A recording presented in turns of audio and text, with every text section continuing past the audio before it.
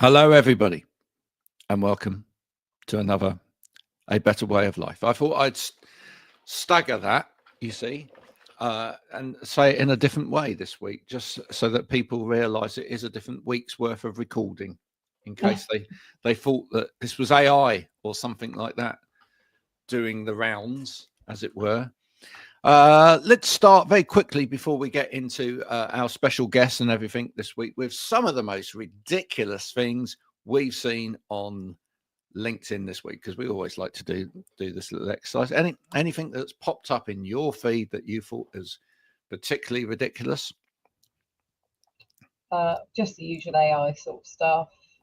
There seems to be a lot more. I don't know if it's my feed's being curated. That's a great word again, isn't it? But I seem to get more chatty type stuff. But that said, though, I am now trying to put time aside to actually read stuff that's I can learn from, like particularly about what people's businesses are, because it seems quite hard to try and sort of find Fair play. like what people do, because I do struggle with the whole like how creatively people talk about how they explain what they do, and I think, please, can you just say in English what you do, because like that just confuses me.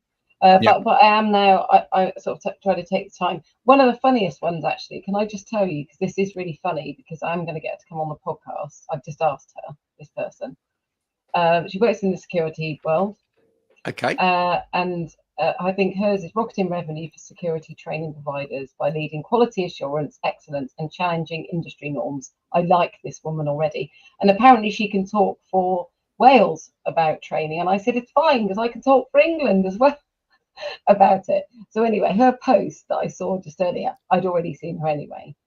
So she's worked 27 years in the security sector, 16 of those dedicated to training. So her name's Debbie Barber, and her post said, this is a great post. If we had human feces smeared on any part of our body, other than, I can say this because it doesn't say anything bad, I think, our ring piece chocolate starfish, and any other LinkedIn friendly word, we would never think it's sufficient to wipe it off with a bit of bog roll and crack on with our day. Just a morning thought for you, you're welcome. And I love that, because it's creatively making a point about the crap that people in the security sector have to deal with, and therefore when you explore into it, why those exact people, the same as the care sector, don't get paid very well, don't get trained very well, actually have to deal with a lot of stuff. Very good. Very good indeed. There we go. My big sort of take on LinkedIn this week, there's a lot of people trying to copy other people, trying to come up with other people's ideas and make them into their own, which is ridiculous. Why sort of, copy the egg when the egg's already perfected? And then a lot of posts about kids this week. Everybody and their aunt is trying to make out that they're a better business person because they've got kids. And actually, I sent you a video last night of something that I very easily could have. I could have posted. Yeah. Might still post. Of my son playing the drums, and it's pretty impressive, I think, actually. Yep, very good. And because I know that he's looking for opportunities and stuff, but equally I've spoken to him. It's difficult. He's autistic. He struggles with stuff, and just the whole of it all, which I said he needs to speak to you. Yeah. But yeah, the using the children thing, I could write a book, but it does seem to be a trend. Oh, look, you've got children, so what? I mean, there's a lot of us out there that have children. It doesn't make you a better business person because you've got children. It's a bit of a funny one, though, isn't it? The whole, I've got kids, but I can still be professional. But like yesterday, I thought it was great. Who are you trying to prove this to? Right? Yeah, but I love it that there are those boundaries. To me, when I'm teaching, I am teaching. People are paying good money for me to teach them, and that is what I'm doing. And my kids will stand at that door, kind of like looking at me, and they'll get a signal or something. And I loved it that yesterday something was going on between your kids when you and I were having a chat, and I loved it that your little one was like, "Is it like a real like thing or not?" And I thought it was brilliant. Yeah, It was great. It was that respect that of your work, but also I know, them I know. understanding that that's your work. Exactly. And your But work. I don't need to bring Okay. that. I don't need to bring that into social media, and I don't need to make a thing about it. And the other thing is everybody just trying to be like different for the sake of being different, even though like last week they were saying you know, the same as everybody else. And then this week, oh yeah, we're just going to be different. Right. I've seen a lot of posts about on the sort of social media side of things, people saying it's not about being consistent. Right. After years of saying it's about being consistent, now it's not about being consistent. It's about being creative.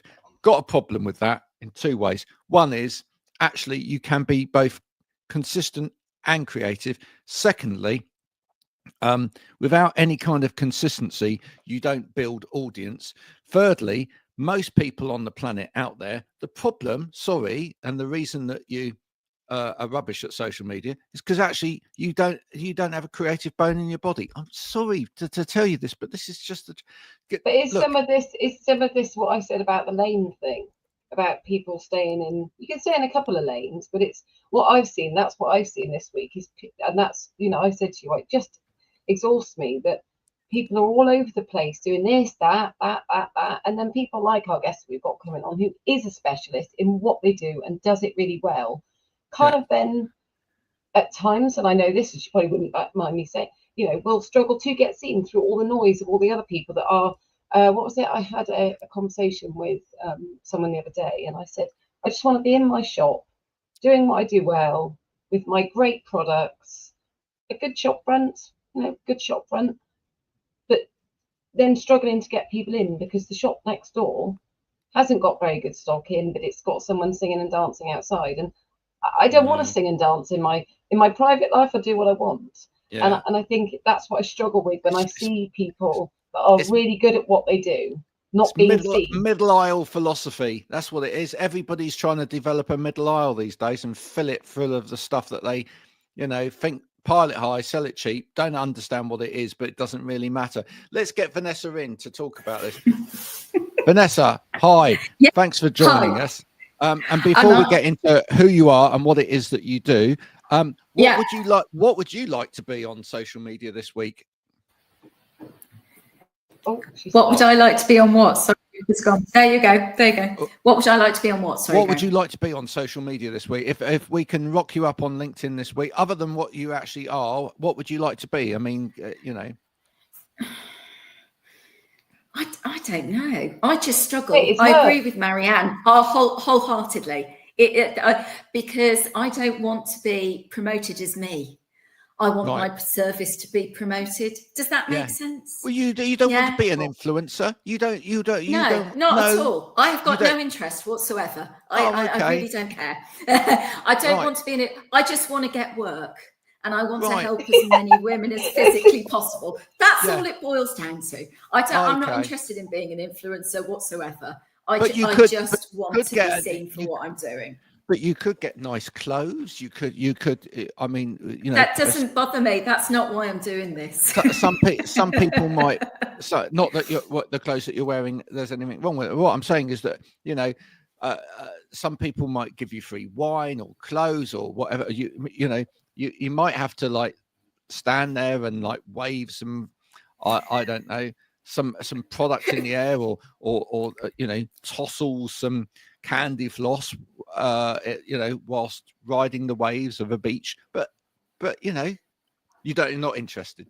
Not interested. And that's the point, isn't it? Half of the people out there are not interested, and yet the people that are interested, that do the hard yards, that really are interested, just want to do what they do. I'm like, I just want to do what I love doing. I've got lots of driving lessons and a car soon and insurance to pay for. Yeah. Not for me, for my son. And I, as you said, let's be frank about it.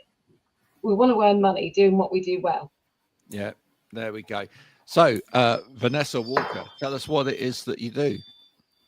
So I am a clinically qualified menopause specialist. But what is different about me is I'm not a clinician, haven't been to medical school, haven't been a GP or anything like that. And up until about 2 years ago, and I still am, I was a stay-at-home mum for 19 years. So I haven't had a role or a job other than looking after the family for 19 years. So to say this is a bit of a baptism of fire, learning all about all this, because when I was doing training, Marianne and I have already had a conversation about this. The last time I stood up in front of a group of people to deliver a training course, it was with a projector. Right. So we're talking a while ago.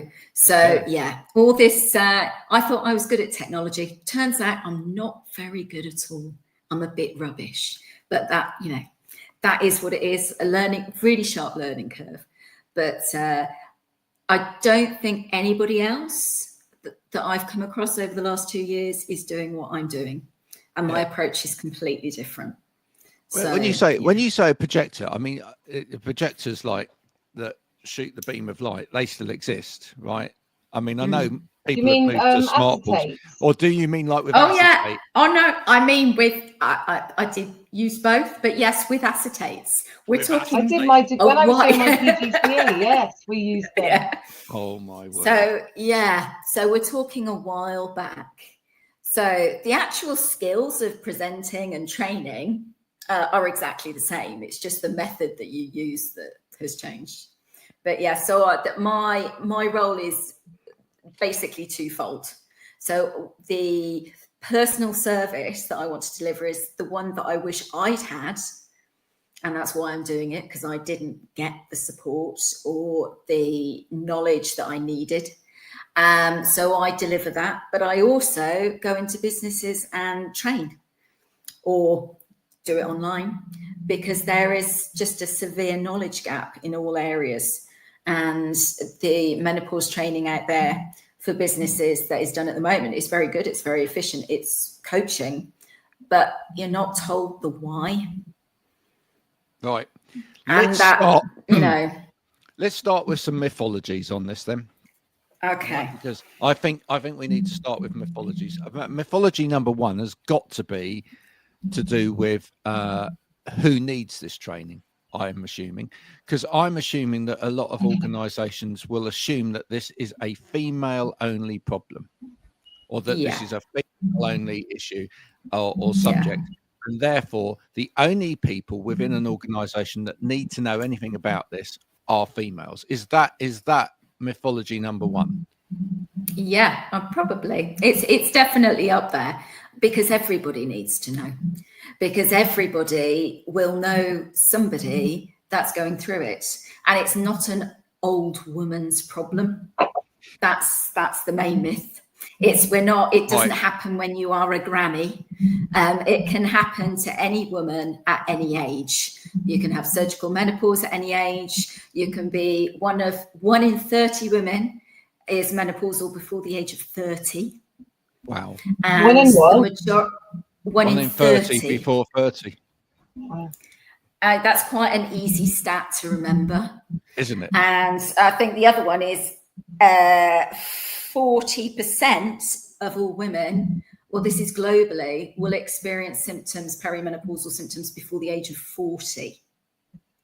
Wow. So everybody knows a woman on average over the age of 35. So even taking those stats off the table, any woman above the age of 35 will potentially suffer. So it is not a female problem, because it affects everybody. The ramifications in life are huge. And that's the next thing that I want to sort of address and ask you, right, is because you mentioned that other term in there. And of course, there's going to be people listening to this and they're going to go, right, I think I know what the menopause is. But now we've got this new term, perimenopause, right? Which sounds like something from a Mexican restaurant. But can you explain perimenopause, menopause? How many kind of different menopause types, concerns are there on the menu out there? Okay, so perimenopause is when our egg levels start to decline. Right. And our ovaries start to think, right, we need to start thinking about shutting up shop now. We've only got so many eggs left in our stores, and we're going to start down-regulating the amount of hormones that you're producing. When I say hormones plural, we'll come to that probably later. The problem is your brain, there's a miscommunication between your ovaries and your brain overcompensates by making too many other chemicals and hormones. So there's this war and this discrepancy. So our hormone levels fluctuate. So that is what perimenopause is. That can take anywhere between 7 and 10 years before you're officially menopausal. And a lot of women don't realize this because they have an IUD fitted. So that, or the coil, whatever you want to call it. So that disguises everything. So our hormone levels go up and down like a roller coaster. So 1 minute you can feel great, you can feel normal. The next second you feel like shit. And that is because of this roller coaster. Yeah, that is the technical term.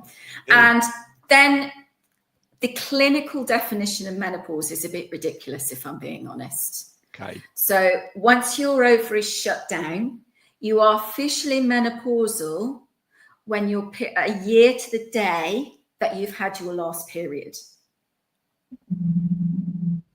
Right. That is the clinical definition.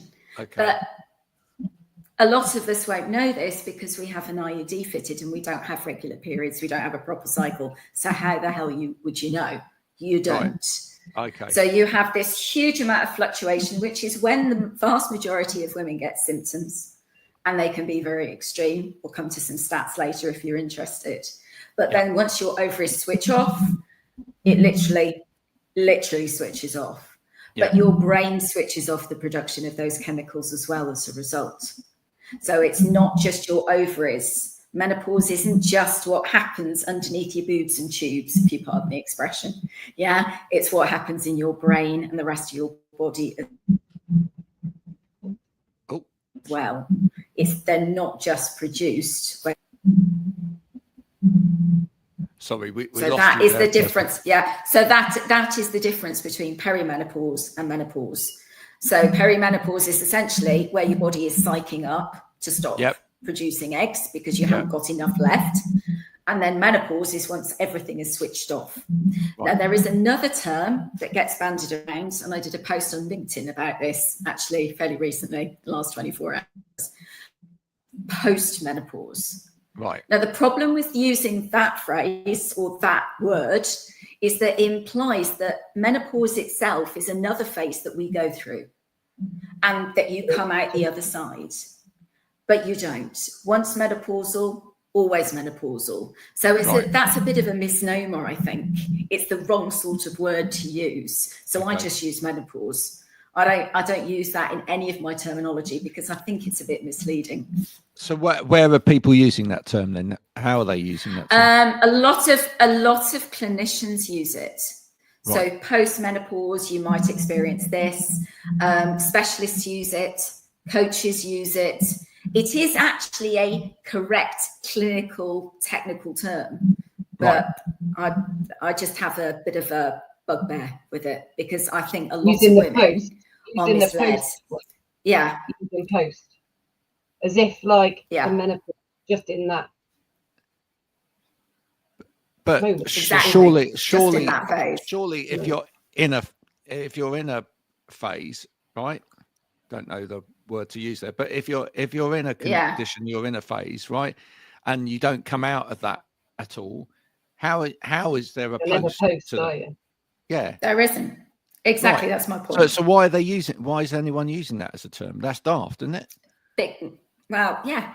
But then the whole situation with menopause is absolutely daft. The current situation with menopause is absolutely daft, which is why I'm doing what I'm doing. It's just a lot of it seems like we still live in the Middle Ages, to be brutally honest. Vanessa and I experienced, I've got to share this because it was just a wonders of LinkedIn, the experience we had with that lady.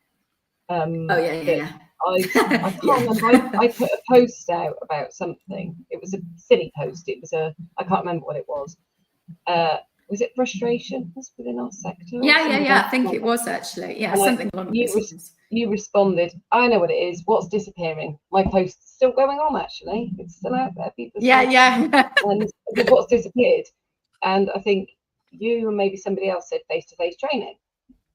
And then so we just had a conversation about that. And then a lady said to you, what is it you do? And you said, and then another lady came on, and she then somebody said, oh, what's the worth of it, or something like that, and you said you gave a whole load of statistics which were incredible. And you said it cost the UK industry, and you can tell us in a minute how much it was. And she said, but I don't understand why that's like relevant to me, or something like that. And anyway, and you said, well, because it is, we've all got responsibility for ourselves or whatever. And she said, and then she was saying, as a leader, she says, as a leader, why should I be concerned with that? And you said about all the statistics. And she said, but I just manage myself. I don't ask for any help or anything.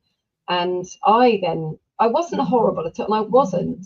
I just said, but I'm just going to play devil's advocate, or I'm just putting it out there that if you're coping or managing, however you do that, are you not a role model to your staff team? I still hold on to that, what I said.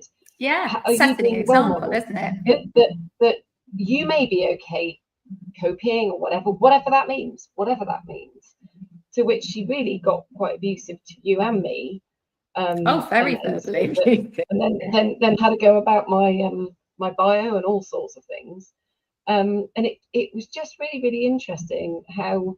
And then she was saying she lived in Australia, and then you said, well, she said it didn't sort of concern her and stuff, so that you can go over to that, because there was a lot in there. To me, there was a lot of ignorance in there. There was a lot of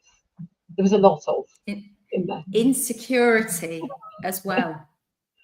To be brutally honest, and that is what I am fighting and struggling against, is the social stigma that as women, this is the way we've been socially and psychologically kind of been brought up.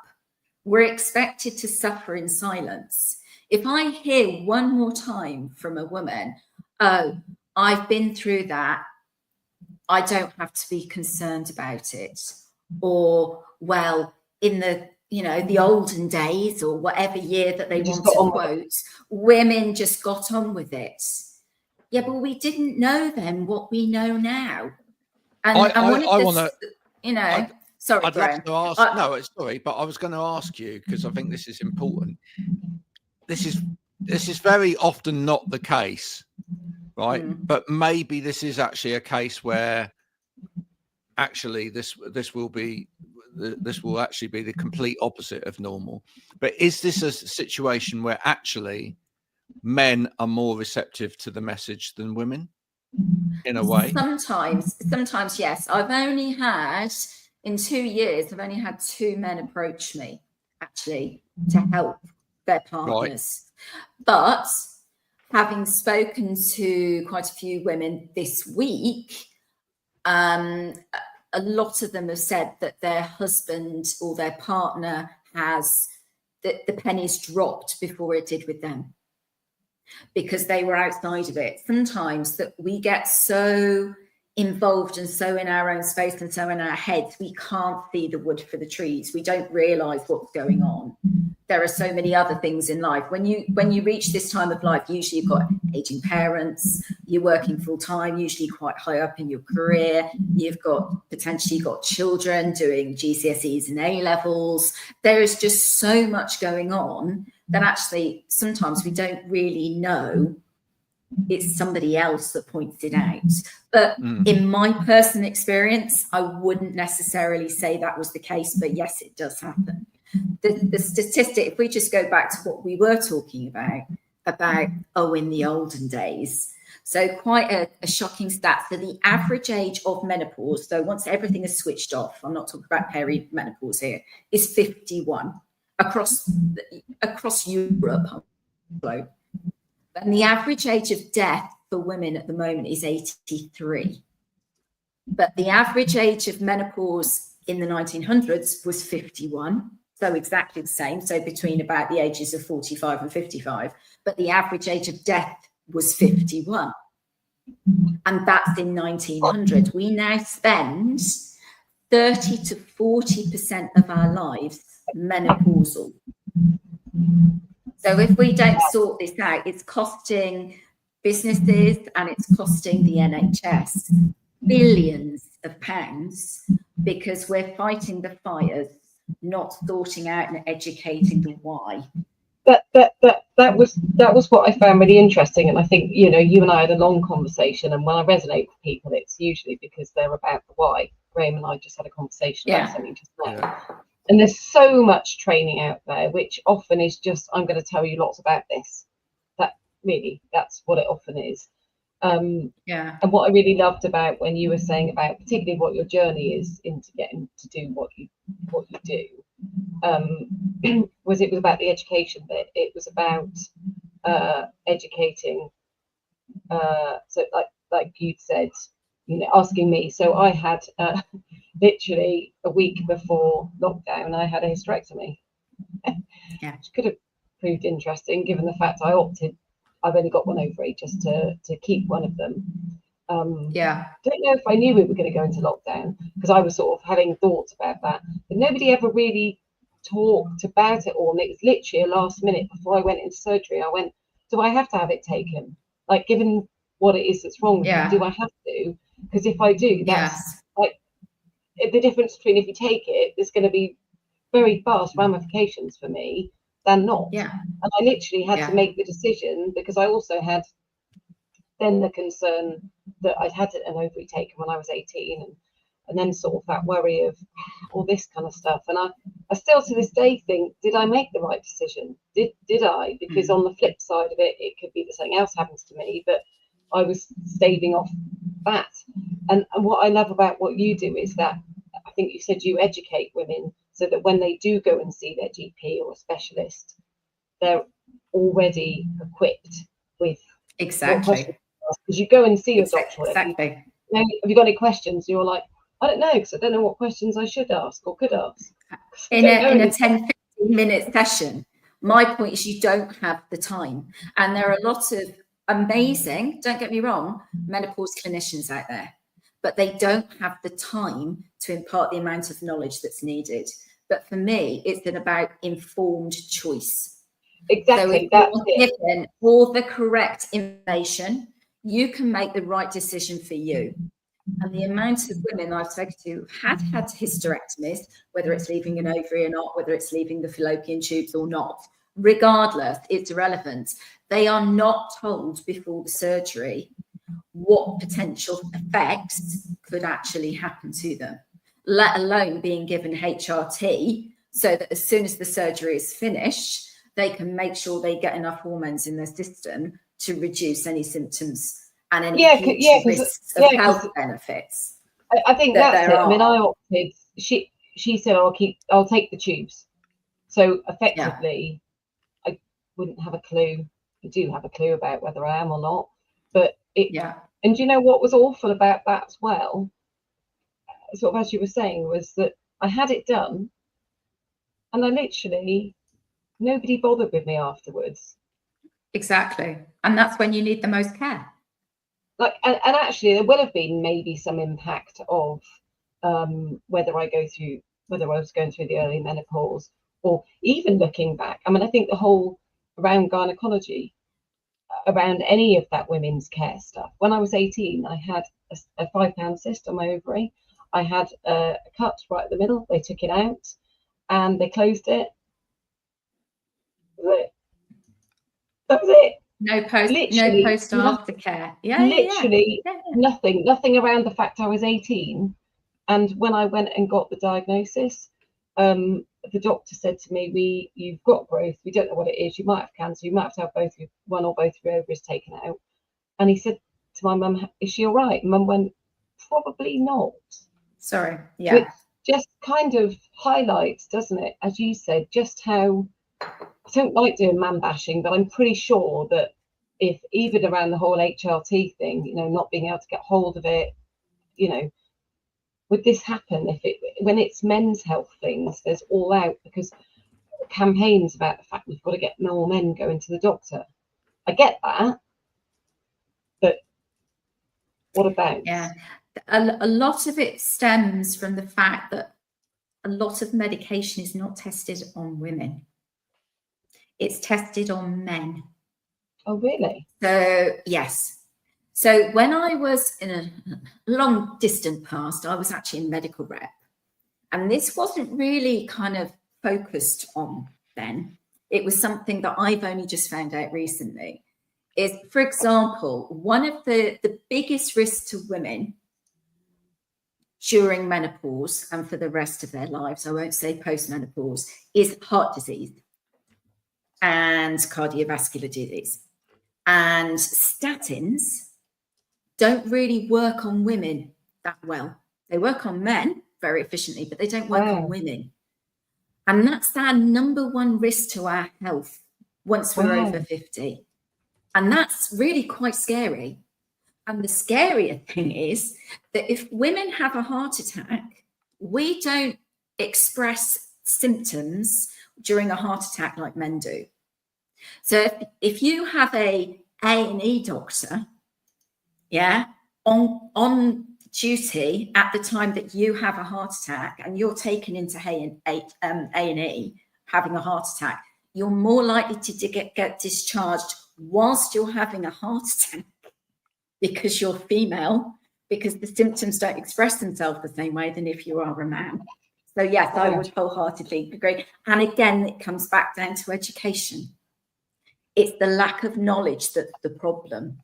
It's not that these A&E doctors or any clinician is deliberately negatively looking at women. It's the fact that they haven't been trained in this to begin with. And I think that's the thing. Like anything that you, Graham and I were just talking about something beforehand, and it was about ADHD, and it's about something I'm involved in. And I said why it's so different is that so much, and actually it's that difference between training and education.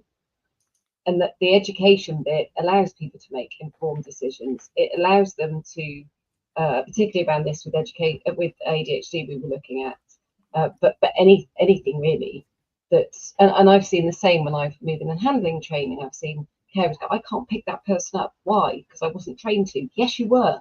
You were educated. You should have been educated so that you could make the decisions about it. But the problem is so many people get told you've got training, and they sit and they passively, they may get involved a bit, but they're not educated in a way that allows them. And also that whole message of, this isn't about, people say to me, you're going to tell me how to do X, Y, and Z. I said, no, I'll educate you so that you can make decisions about what's best in your training. And it's the same whether it's what you do, whatever it is. And I think there's not enough. And actually, there'd be probably a lot less money that would need to be spent if people were educated more. And so quite often I put another post out recently about what's disappearing, and it was like problem solving skills, all this kind of stuff. And it's like people just mindlessly are being put through stuff, but actually it's a tick box exercise, isn't it, without really understanding, which costs more money. It costs more money, and not just the money side of it, but it's the whole, as you were, that's what you're saying to this lady. I was just, the statistics were just shocking, and the absolute, the implications and they're scary. On so much. Even me saying that my kids should be educated at school about the menopause. I've got 2 boys, that they should be educated about periods, about menstruation, but equally about menopause, because their mums of the age that I lose my what's it sometimes. And then we get on to, is that my ADHD? Is it because it's because I'm going through menopause, or is it just because they're actually being difficult? Exactly. And that was the point I was trying to make, that we have too much going on.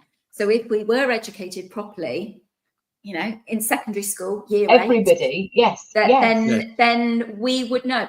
But the other thing that is very closely linked to that is that it's not just that, it's educating medical specialists correctly, because we have estrogen, testosterone, and progesterone receptors on every single cell in every single organ in our entire bodies, and it affects every single organ system. So in theory, every single separate specialist, whether they're a gynecologist, an endocrinologist, you name it, should be educated on this. And the communicate, what I found was that specialisms don't talk to one another. So I got referred to an endocrinologist, I got recommended to a bone specialist and all sorts of other specialists, but there was no communication between them whatsoever. It's all very like this. Well, that's my niche field. I'm not going to speak to anybody else. Yep. Yes, it's in her notes, and I'll just assume that the other person, if they get referred, will read through those notes properly. There's no proper communication whatsoever in my personal experience. I know other people probably have different experiences, but that is why it's so huge, is because it affects our entire bodies. Here's the thing. The thing is that there's a lot of different elements here that don't necessarily come together to enable any of this great stuff to be happening, and the communication part of it's a major one, right? Yeah. The communication factors or systems within the NHS are so antiquated and so out of date that they are struggling to keep up. We know that, right? Yeah. And it's a postcode lottery as well, because depending upon which area that you're in, it may be that your local hospital where your specialists are might connect up to your local GPs, or it won't.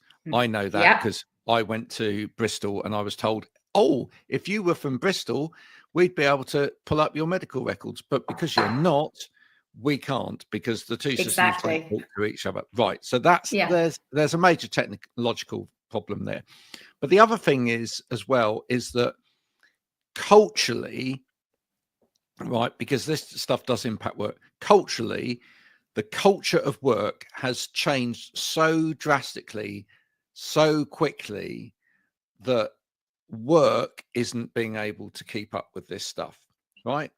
Yeah. The way that we work, the way that we manage, the way that we do business is not being able to keep up. Right. So you're talking about the cost of this earlier, right? Marianne, what do you reckon the actual cost of time off from menopause-related sick leave is in the UK at the moment? 1.88 billion.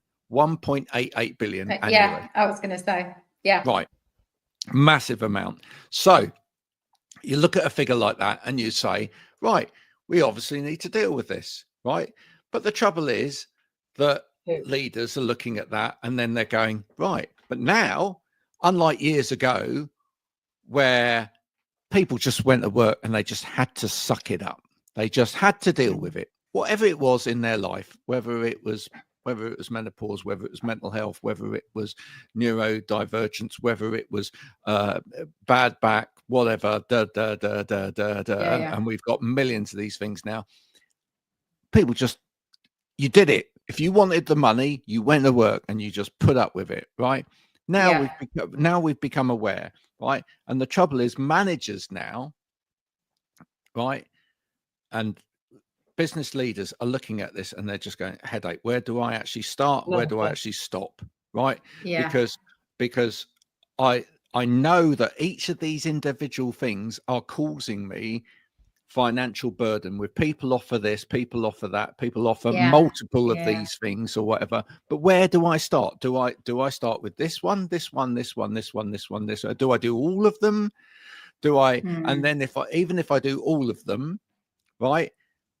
Is there any interpolation between the different training? So if I'm going to bring in somebody to talk to somebody about this, does that mean that they are going to, or there's going to be any kind of correlation between that support and help and this support and help over there? Or actually, are they going to butt heads and we end up with siloed support, and then the person in the middle throwing the support away from them because they feel like they're seeing a million different people? This is where the problem is at the moment, right?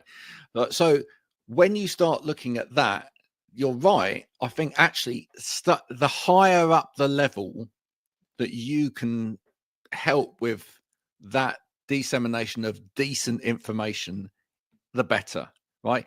If our doctors, GPs and whatever don't have the decent information or don't have the decent signposting, that's ultimately where it's got to start, right? Exactly. And the problem is it is not mandatory part of anybody's training. No. So whether that's GP or whether that's a gynecologist, and we see that in schools as well. We see that in schools as well. I had that conversation, Marianne, we've had that conversation as well, where I've had to go in because, my youngster has, done something, inverted commas, naughty at school because, they have ADHD and autism, and they've displayed a behavior which is, common with that condition, but actually it isn't acceptable, normal behavior and whatever. And then when you've said, well, but obviously we can talk to them. I can talk to my child about change behavior, but also what skill set have you got for actually dealing with this? And they go, oh, well, we don't get any training on that. Which is just, I find it incredible, because whether it's, there's so much I've seen here around, particularly my interest with neurodiversity, but also then seeing now how you can transfer this over to a lot of things. How somebody that I taught on the AT, he is a coach in the workplace as well. And then when I started talking about access to work, and then I was saying about offering support to people, don't like calling it coaching, and he said, this is incredible. He said, because a lot of people do know about the access to work, but they didn't to begin with. And he said, because lots of people that I get called into to coach actually don't need coaching. Well, sorry, no, they get what's it called, but not like disciplinary. I can't remember what it's called. When somebody's done something wrong at work, or just seeing that they've done something wrong. I can't remember what it's called. A disciplinary. They would be given it's called something else, but that. And he said, but actually, when you look at what it actually is that's going on, it's their neurodiversity or potential that. And if they were given the support with that, I will think of the word in a minute. If they were given the support with that, they wouldn't be a problem, if you see what I mean. And I foresee the same with menopause as well. If you look at a lot of the problems that somebody might be getting in trouble with, but actually when you look at what was actually going on, I even look at my son, and I think, we're going to go down the route potentially of getting him assessed for ADHD, because a lot of the things he does, when I spoke to the school, I said, look, we think he might be. So when he does this, there still was this idea that if he then can understand himself, they said, then, and what our rules are.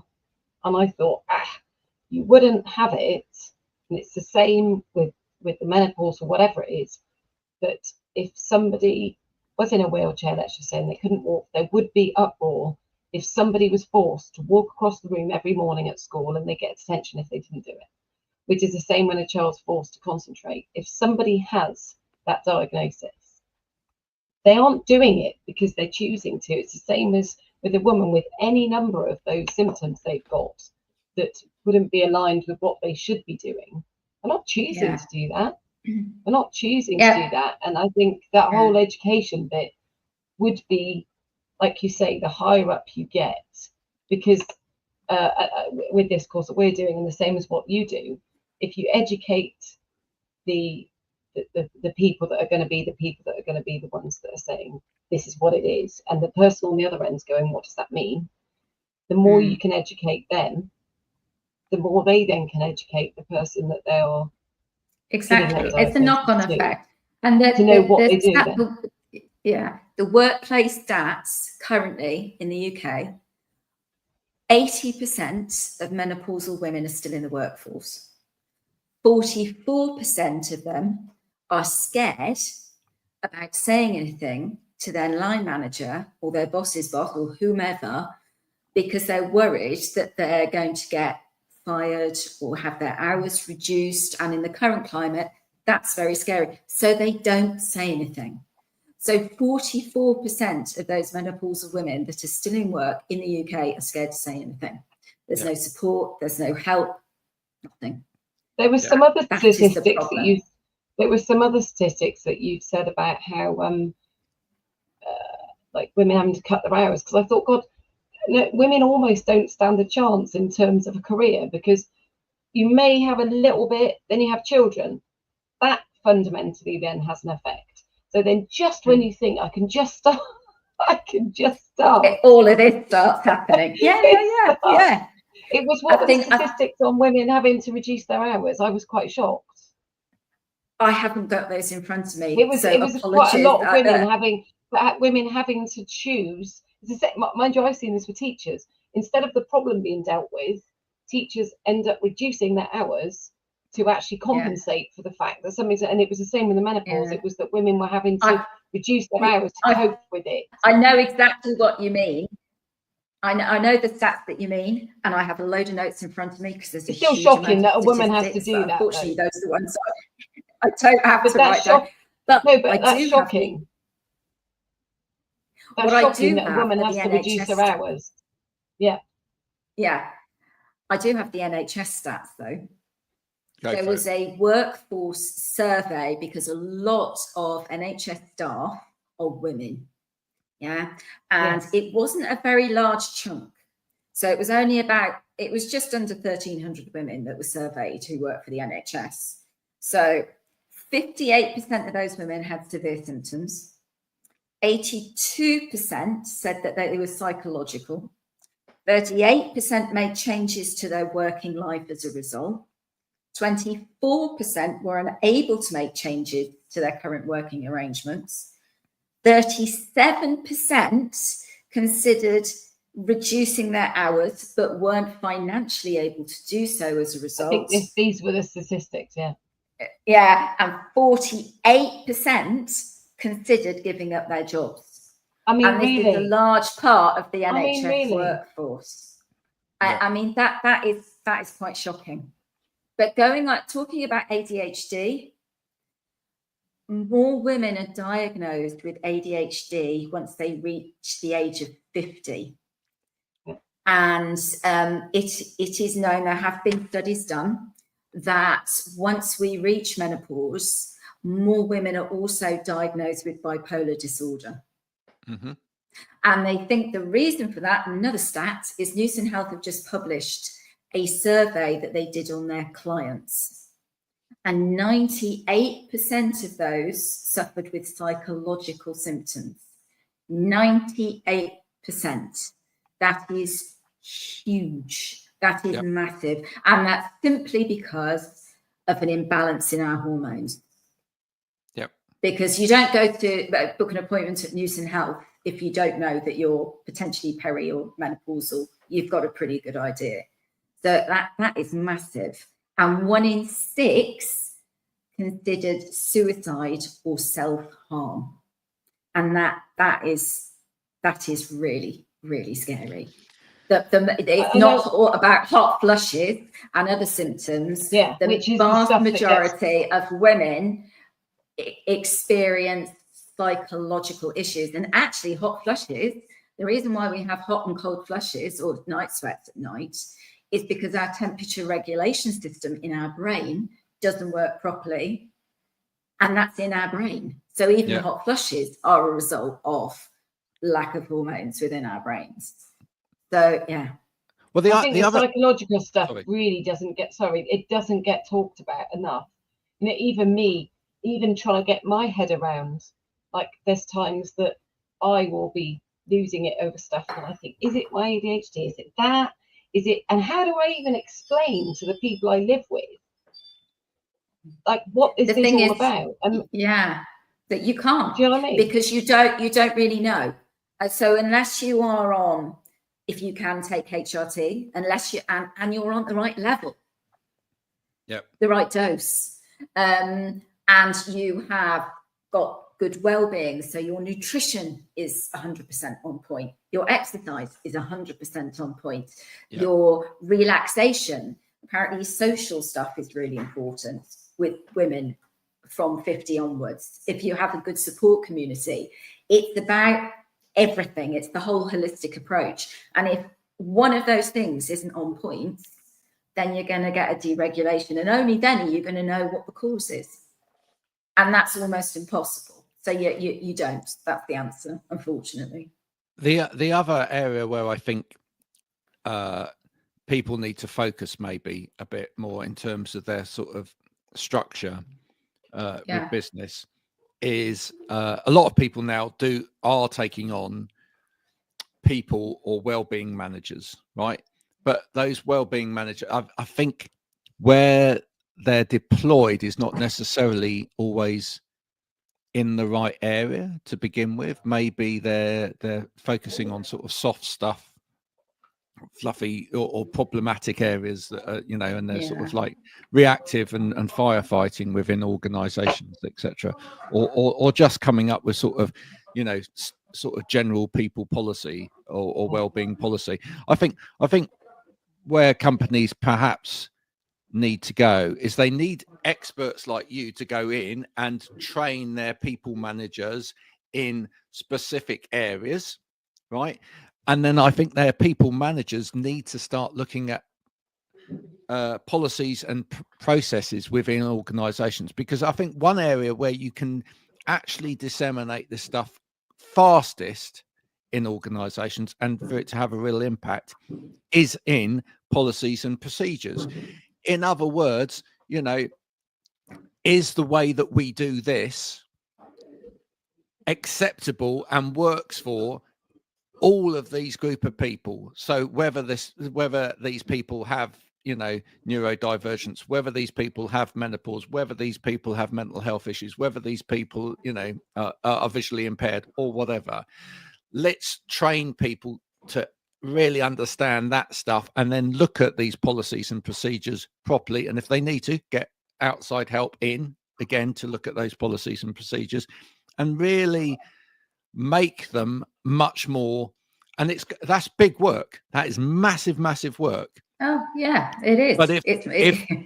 But if we start there by actually turning that stuff on its head and going, okay, so when we set KPIs for this, or when we are we, in the way that we then make adjustments for KPIs depending upon are we actually doing it in a way that would work for all of these different people, right? Have we made the right acknowledgements there that actually these people need this and these people need that? Are we asking the right questions in order to make those adjustments properly? The answer probably is no. Right. So I think actually going back, for a lot of companies, going right back to basics and actually going, let's strip out the way we've always done it and put into place other ways of doing it that are more amenable to, if it's not working, we can address it. It has to kind of start there. I would agree. And there are wonderful companies out there that have amazing policies and procedures and do the right sort of education, not reactively training. But the vast majority of them, it's not that it's outdated, it just doesn't exist in the first place. And unfortunately, that is the main issue with menopause, full stop. There's not enough scientific research, let alone educating our clinicians or anybody else. There isn't just enough data. So when you're doing research, I constantly see, I would say at least 4 times a week, there hasn't been enough research done on this, there hasn't been enough research done on that. And it's exactly the same with policies and procedures. They just don't exist. Right. That's the problem. Do you see with like, I know that I've males that are managers who, like we said, there may be some. Well, I've had it even with having children, that having a female manager won't necessarily mean you get any more. I would really agree. Just because sometimes it's they'll often go through their experience of it, so it could be, you know, suck it up, get on with it, I did kind of thing. But I'm just wondering, for men it must be incredibly difficult then to try and manage when you've got if you're trying to manage a team, and there are a lot of men that I know that actually say, I know when I worked in the prison, and one of the ladies did her micro teach on perimenopause, and the men were really interested, and they were like, wow, I didn't know this stuff. And they actually are like, we want to get it right, we just don't know. That's what I was kind of saying earlier. Exactly. Are men actually more interested because they're coming from a place of saying, actually, I don't know, tell me. I want to know, etc. Whereas maybe some women are like, well, hang on, I didn't have a hard time. I didn't have a hard time. So exactly. You know. And that's because of social stigma, because it's not just menopause, it's all sorts of other things. There's some really there was an article just published, and this is relevant, in JAMA, which is the Journal of American Medical Association, and they did a survey on female pelvic disorders. So we're not talking just menopause here, we're talking anything to do with pelvic pain it was looking at. And 41.6% were told they needed to relax more. Now, remember, this is by clinicians, 26.6% were recommended to drink alcohol. This is pelvic pain. So this is if you have a blockage in your urethra. This is if you're having an IUD fitted, it can be exceptionally painful, but 9 times out of 10, you're not offered any form of pain relief. 39.4% were made to feel crazy, and 20% were referred to a psychiatrist or a psychologist without any sort of medical investigation as to why they might be experiencing the pain. Wow. And just over nearly 53% of all women with pelvic pain disorders were thought that they actually would give up the whole investigation because they weren't being listened to. But remember, these aren't all male clinicians. A lot of them are female.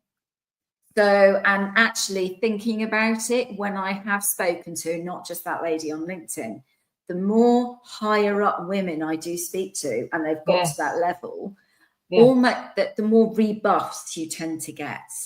You don't necessarily get aggression, but it's like, I'm burying my head in the sand.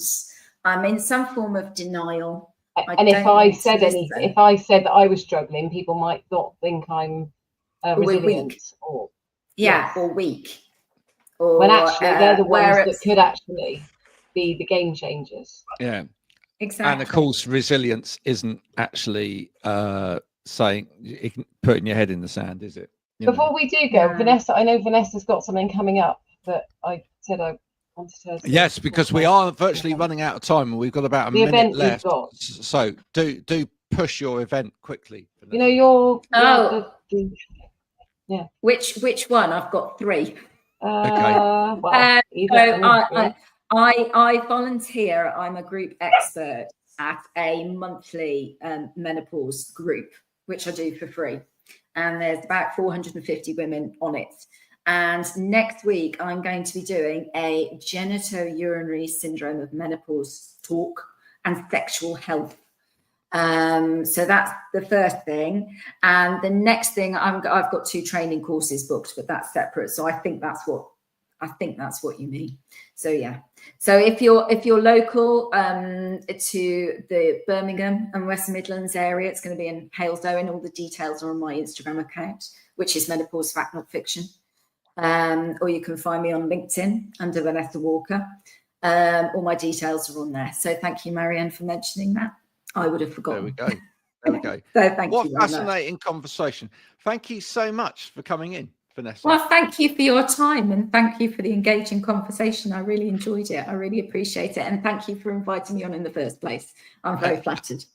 Absolute pleasure. I hope you've enjoyed that too. We're literally moments away from the whole hour and we have to go in within an hour, otherwise it doesn't share. So thank you for watching. I hope you've enjoyed this. Please do share with other people out there so we spread the conversation. Said the dog. We will be back same time, same place, probably next week. We haven't recorded it yet. Bye for now.